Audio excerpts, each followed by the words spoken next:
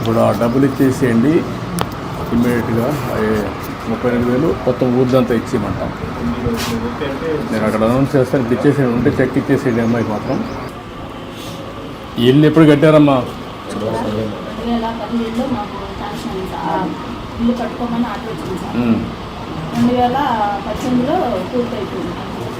డబ్బులు వచ్చిందా? డబ్బులు రాలేదా? ఇంకా రాలేదు. ఇంకా ఇవ్వాలా? ఇప్పుడు మేము కట్టుకున్నాం కదా.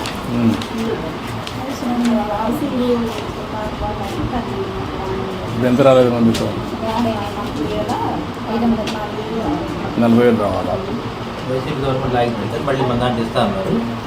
మనం వచ్చినాం. ఇప్పుడు వస్తాయమ్మా ఇంటీరియర్ హౌస్ కింద కట్టేసి వచ్చి రావాల్సిన 24,000 ఎన్నాళ్ళు చూస్తాను. మొత్తం 35,000 డ్యూ ఉంది. గవర్నమెంట్ మారైతే ఇంటీరియర్ హౌస్ విలేజ్లో మనకి 24 lakhs ఇంటీరియర్ హౌసింగ్. ఏది ఇంటీరియర్ హౌసింగ్ కింద 24 lakhs. ఈ విలేజ్ 24 లక్షలు. ఈ విలేజ్ అయితే 24 లక్షలు, 24 lakhs. ఇప్పుడు ఆ డబ్బులు ఇచ్చేసేయండి ఇమ్మీడియట్గా. 38,000 మొత్తం ఊర్దంతా ఇచ్చేయమంటాం. నేను అక్కడ అనౌన్స్ చేస్తాను. ఇప్పుడు ఇచ్చేసేయండి, ఉంటే చెక్ ఇచ్చేసేయండి అమ్మాయికి మాత్రం. ఊరంతా ఇచ్చేస్తాం.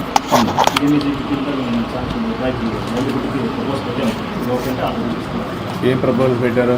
3 lakhs లోన్ ఇస్తారు. దాంట్లో 1,05,000 సబ్సిడీ,